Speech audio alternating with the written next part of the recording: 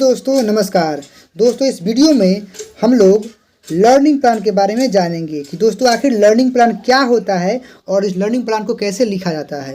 दोस्तों, अगर किसी भी प्रकार के आप टीचर्स ट्रेनिंग कोर्स को कर रहे होंगे तो उसमें आपको सीखने की योजना को बनाना होता है। दोस्तों, लर्निंग प्लान बनाना होता है। जनरली यह सेकेंड ईयर में आपको बनाना होता है दोस्तों।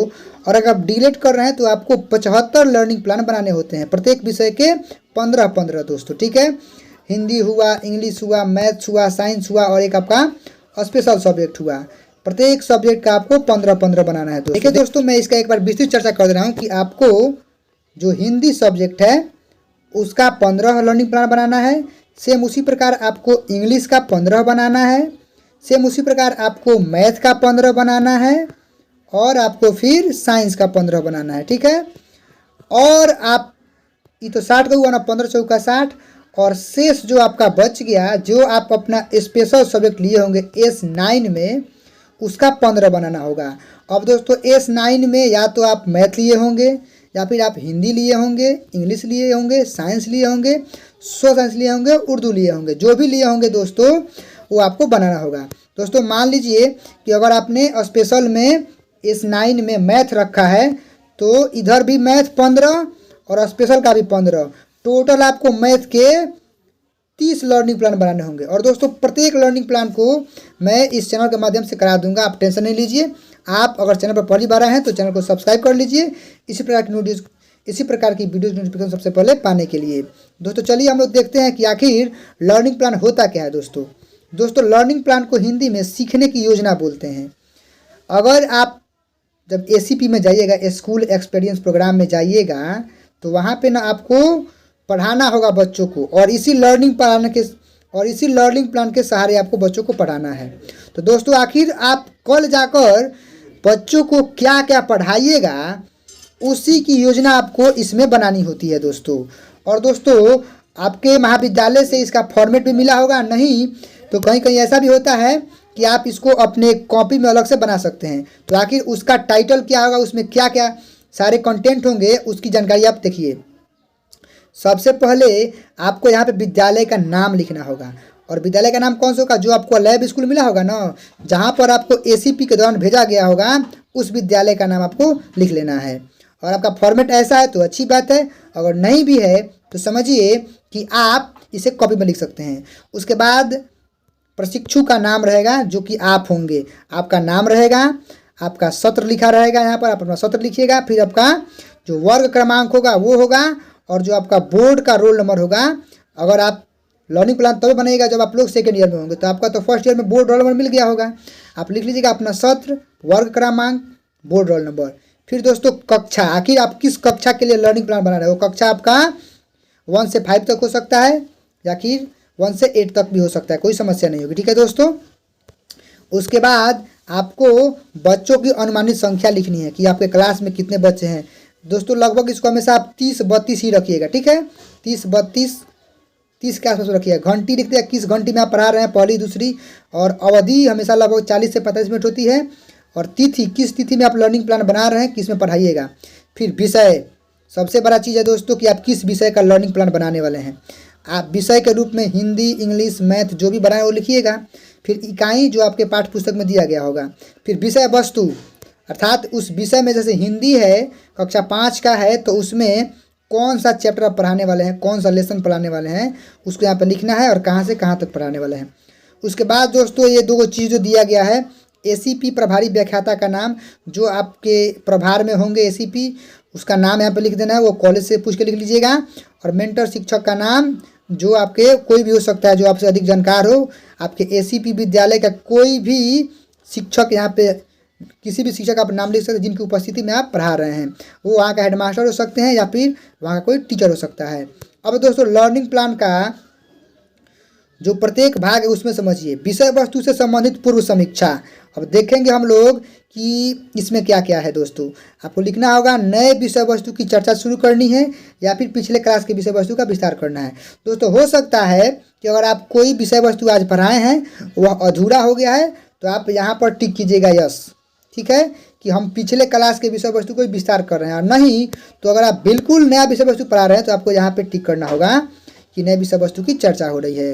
आगे दोस्तों है दोस्तों कि यह विषय वस्तु इस कक्षा के पाठ्यक्रम में उल्लिखित किन उद्देश्यों से जुड़ा हुआ है। दोस्तों जहाँ से आप लर्निंग प्लान बनाइएगा उसमें उस कक्षा में जो पाठचर्या है, पाठ्यक्रम है, उसमें कुछ उद्देश्य होते हैं। जैसे मान लीजिए बच्चों को आप जोड़ सिखा रहे हैं तो मतलब साफ है कि बच्चों में आप क्रम का महत्व सिखाइएगा, बच्चों को स्थानीय मान सिखाइएगा, है ना। ये सब उद्देश्य होता है, इसे आपको लिखना होगा। दोस्तों अगली वीडियो में मैं एक लर्निंग प्लान बना दूंगा, आप देख लीजिएगा। आगे दोस्तों क्या यह विषय वस्तु पूर्वत कक्षाओं के पाठ्यक्रम में भी शामिल है? अगर शामिल है तो आपको लिखना है कि हाँ शामिल है, नहीं है तब नहीं भी लिख सकते हैं।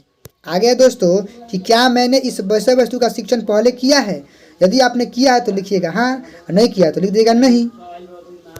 आगे देखिए दोस्तों, यह विषय वस्तु इस कक्षा के और किन किन इकाइयों से जुड़ा हुआ है। जाहिर सी बात है कि जोड़ है तो दोस्तों वह तो लगभग हमेशा मिलेगा, तो आप लिख सकते हैं। बाकी आप अगले वीडियो में देख लीजिएगा क्या यहाँ पे लिखा जाएगा। आगे है दोस्तों, कक्षा के विद्यार्थियों के पास इस विषय वस्तु से संबंधित क्या आधारभूत समझ हो सकती है। मतलब जो आप पढ़ा रहे हैं उससे संबंधित क्या जानकारी है, बहुत कम है, बहुत अधिक है या फिर थोड़ा बहुत है। तो दोस्तों इसमें आप हमेशा थोड़ा बहुत कोई रखिएगा, ठीक है। दोस्तों आगे देखिए, अब आगे आपको ये मिलेगा कि विषय वस्तु या फिर उप विषय वस्तु का विवरण आपको लिखना हो कि आप किस विषय वस्तु पे पढ़ा रहे हैं। जैसे मान लीजिए यहाँ पे चैप्टर का नाम लिख दीजिएगा, उसमें क्या विषय वस्तु है, जोड़ना, घटाना, गुणा करना, या फिर किसी मतलब कविता का नाम हो सकता है, ईदगाह चैप्टर का नाम हो सकता है, ऐसा कुछ भी हो सकता है, ठीक ना। तो अब देखिए आगे है दोस्तों, सीखने और सिखाने की विधि बहुत ही महत्वपूर्ण है दोस्तों।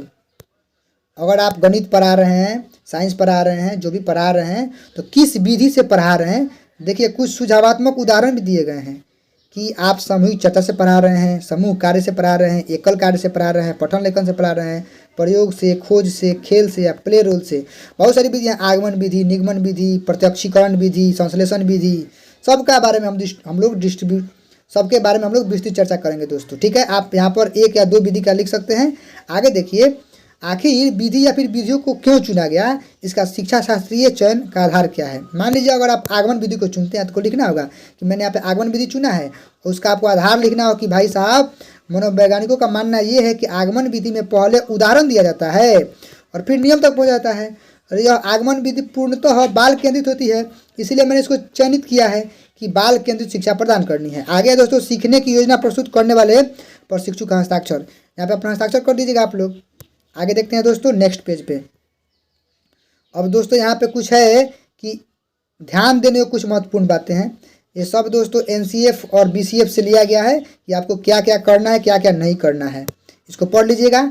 आगे दोस्तों वर्ग व्यवस्था, कि आखिर आप अपने वर्ग की व्यवस्था कैसे कीजिएगा। इसमें भी आप लिख सकते हैं कि मैं वर्ग में बच्चों को उनके मतलब हाइट के अनुसार छोटे बड़े के क्रम में सजाऊंगा या फिर सजाऊंगी, फिर सभी बच्चों को मतलब बैठने का तरीका बताऊंगी, या फिर अगर कोई बच्चा विकलांग है, विशिष्ट बच्चा है, तो उसको बैठने के लिए उचित प्रबंध करूंगा। आगे दोस्तों आरंभिक व्यवहार, आप शुरुआती में कैसा व्यवहार कीजिएगा। तो मतलब साफ है कि कक्षा में शुरू करने से पहले आप लिख सकते हैं कि मैं सबसे पहले कक्षा में प्रवेश करने पर बच्चों का गुड मॉर्निंग से अभिवादन करूँगा, बच्चों का हाल चाल पूछूंगा, आप क्या खा कर रहे हैं सब पूछूंगा। मतलब अपने उनके पूर्व ज्ञान का जायजा लीजिएगा, ठीक है। बच्चों के पूर्व ज्ञान का जायजा लूँगा, बच्चे विषय वस्तु के बारे में क्या जानते हैं इसकी जानकारी लूँगा या फिर लूँगी। ऐसा कुछ करके बच्चों के पूर्व अनुभव को ध्यान में रखूँगी। ऐसा करके कक्षा को मतलब खुशनुमा माहौल बनाऊँगी या फिर बनाऊँगा। फिर ऐसा कुछ लिख देंगे, विषय मतलब कक्षा का नियंत्रण अपने हाथ में रखेंगे, बच्चों को माहौल में ढालेंगे, ऐसा कुछ लिखना है। बाकी अगले वीडियो में हम बता देंगे। आगे दोस्तों अब विषय प्रवेश, आखिर आप विषय में कैसे प्रवेश कीजिएगा। तो वही है, मतलब साफ है कि बच्चों के पूर्व ज्ञान को नए ज्ञान से जोड़ते हुए मैं विषय वस्तु में प्रवेश करूंगा। फिर आपको सारांश लिखना होगा कि जो आप विषय वस्तु पढ़ाएं उसका सारांश क्या है, जो भी है वो सारांश आप लिख दीजिएगा। आगे वर्ग कार्य, कि वर्ग में क्या क्या कराए हैं आप, जैसे मान लीजिए बोर्ड वर्क कराए हैं, क्लास में कुछ काम दिए हैं या फिर समूह चर्चा कराए, सबको लिखना है। आगे गृह कार्य, बच्चों को क्या गृह कार्य दिए हैं, तो इसमें आसानी से आप दोस्तों एक दो प्रश्न दे सकते हैं। प्रश्न लिख के प्रश्न संख्या 1 दे सकते हैं, यही गृह कार्य होगा। प्रशिक्षु का हस्ताक्षर हम तिथि, फिर आपको हस्ताक्षर करना है, तिथि लिखना है। और बाकी दोस्तों ये जो पोर्शन है इसमें आपको कुछ नहीं करना है, ठीक ना, ये आपका नहीं है, ठीक है। जो है महाविद्यालय के व्याख्याता लोग करेंगे, ठीक है। यहाँ पे उनका सिग्नेचर होगा, बाकी अपने विषय में कुछ लिखेंगे और यहाँ पे मेंटर शिक्षण फिर प्रधानाध्यापक का हस्ताक्षर होगा, आपको नहीं करना है ये। आगे बढ़ते हैं दोस्तों, अंतिम पेज है दोस्तों, यहाँ पर देखिए इंपॉर्टेंट है, जैसे कि ये सब आपको पढ़ लेना है। बाकी लिख रहा है कि संबंधित दूसरे प्रशिक्षु, यहाँ पे दूसरे होगा, प्रशिक्षु द्वारा अवलोकन टिप्पणी। जैसे कि आप जो पढ़ाइएगा ना, तो आपका जो संबंधी, आप एसीपी में तो अकेले नहीं जाएगा, आपके साथ 10-12 की टीम रहेगी। तो जो प्रशिक्षु आपका अवलोकन करेगा ना, वहाँ पर लिखेगा, टिप्पणी करेगा। वो लिखेगा कि भाई इनके पढ़ाने की शैली बहुत अच्छी है, इन्होंने छात्र केंद्रित शिक्षा प्रदान की है, ये बच्चों को उनके असर से पढ़ाएं, ये सब लिखते ना, लिख कर आप टिप्पणी कर देगा। और वो प्रशिक्षु यहाँ पे अपना हस्ताक्षर कर देगा। और यहाँ पे आपका व्याख्याता लोग लिखेंगे, आपके स्तर से अपना सिग्नेचर करेंगे। मेंटर शिक्षक लिखेंगे, जो कि वहाँ के प्रधानाचार्य को लिखेंगे, उनका हस्ताक्षर होगा।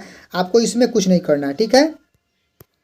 और आखिरी पोर्शन दोस्तों बच गया ये वाला, ठीक है। देखते हैं क्या ये आपके लिए है कि क्या विद्यार्थी ने उन उद्देश्यों को समझा जिसके लिए विषय वस्तु थी। इसका मतलब लिख देंगे। हाँ दोस्तों, जाहिर सी बात है कि आप जो बनाइएगा उसको पूरा कीजिएगा।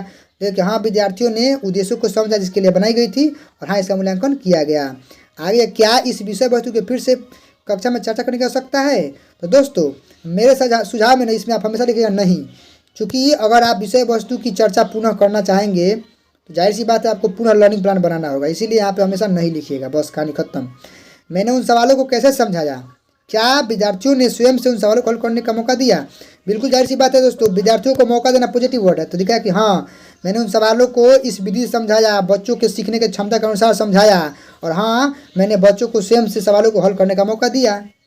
इस विषय वस्तु सीखने सिखाने के किस प्रकार के संसाधनों का प्रयोग किया गया है। आप लिख सकते हैं कि हाँ मैंने TLM का प्रयोग किया, बोर्ड का प्रयोग किया, डस्टर का प्रयोग किया, समूह चर्चा का प्रयोग किया, ये सब है। आगे, क्या इस विषय